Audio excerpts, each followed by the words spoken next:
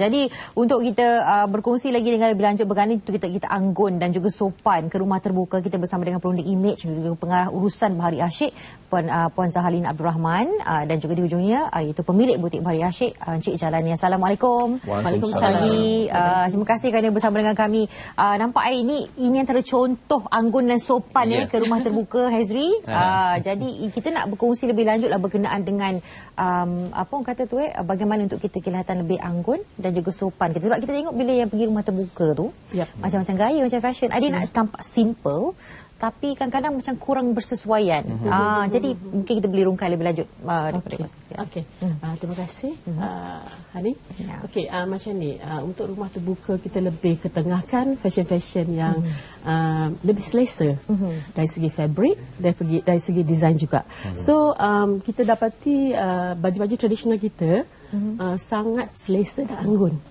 Ya. So di sini fabric juga memainkan peranan. Okey, baju tradisional dia tidak tak banyak yang melekat ke badan, ya. Jadi bila kita ke rumah terbuka tu kita lebih nak keadaan yang airy, yang berudara, yang boleh makan, yang duduk selesa kan. So itulah cutting tu memain peranan yang penting lah. Macam seperti juga yang dapat kita saksikan sekarang ini oleh peragawati-peragawati kita yang anggun sekali. Pagi ini memang kena dengan apa yang Puan sebutkan selesa, airy, berangin. Ya, berangin. Kata lain berangin. Yes. Saya memang tertarik dengan warna biru tu. Memang dia, warna biru tu memang senang saya tertarik. Okey, kita boleh kongsikan dengan rekaan ya.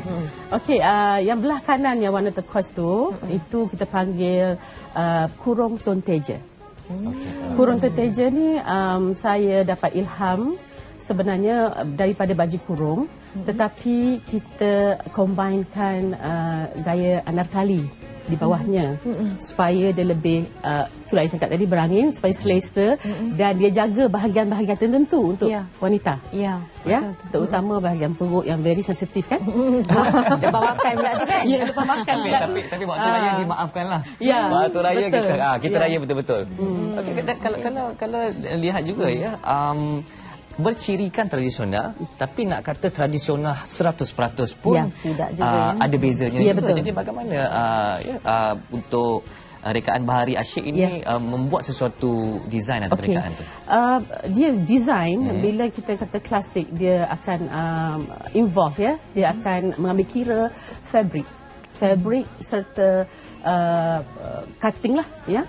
So di sini fabric kami gunakan adalah brocade. So itu dah salah satu contribute kepada cutting kita, design kita, as well as kita tahu bahawa kita ni ada influence dari segi sejarah dari negara-negara Asia Tenggara, Asia Tengah, macam India contohnya kan. So di situ baju India memang ada masa zaman Archipelago last time, memang dah bercampur aduk. Bukan bercampur aduk, maksudnya dipengaruhi pada ketika itu. Jadi di situ ada sedikit lebih kurang elemen yang kita masukkan ke dalam baju ini. Okey, so di situ kita ada jiwa, maknanya benda tu dah ada sebati dengan masyarakat kita. Okey, kalau di sebelahnya yang turquoise tu tonteja, yang sebelahnya itu macam kebarung lebih kurang. Okey, yang ini kita panggil kebaya kuno. Kebaya kuno ni actually sangat terkenal di Indonesia. Tapi tak di Malaysia juga kita ambil kira. Saya ingat pada zaman 70-an ibu saya, saudara-saudara saya memang memakai baju kebaya Kota Baru, yang mana kami sedikit olahkan jadi labuh, so lebih sopan. So di sini kita gunakan fabric shantung plain kat di atas, jadi bawah kita pakai brocade. Again dia memang ada jiwa lah, ada jiwa Melayu. Okey, Cik Jalani. Bahari Asyik memang mengetengahkan konsep tradisional untuk rekaan-rekaannya. Okey, seperti mana tujuan asal penubuhan Bahari Asyik ini, sedangkan nama Bahari Asyik itu sendiri adalah bercirikan tradisi. Bahari Asyik ni bukanlah mengambil nama sesiapa. Bukan nama Encik Bahari Bahari itu kita ambil nama daripada bahasa Melayu lama. Bahari yang membawa maksud warisan, warisan silam, sesuatu yang telah ditinggalkan, dilupakan, itu bahari. Asyik kesimpulannya membawa maksud kepada suka, terpesona, jatuh cinta. Asyik lah. Asyik. Jadi kesimpulannya ialah jatuh cinta kepada warisan tradisi bangsa. Itulah konsep bahari asyik yang kita ketengahkan, yang diterjemahkan melalui rekaan-rekaan busana dan potongan-potongan baju yang kita ketengahkan. Kalau dah ikut dah berapa tahun yang diusahakan? Bahari asyik ni mula beroperasi mulai tahun 2009. 2009. Ya, kalau kita boleh kategorikan masih lagi baru tetapi sudah mempunyai peminatnya yang tersendiri. Kerana difahamkan mana peminat-peminat baju daripada bahari asyik ini diminati oleh golongan VVIP. Sehinggalah sebab kalau ikutkan range ataupun rangkaian harganya itu pun sangat berpatutan sehingga ada juga sampai apa yang menjadi faktor kepada lebih dan kurangnya harga tu. Okey, lebih dan lebih dan kurangnya sebenarnya more to pada fabric dan jahitan. Kami sangat pentingkan jahitan sebab bila fabric yang cantik jadi kena setara dengan jahitan yang diberikan. Ya, baru dia nampak balance kan. Kalau fabric yang cantik, kalau jahitan tu tidak begitu, jadi dia tidak setara. Nampak ada something yang tidak selesa di situ. So di situ saya mengambil berat.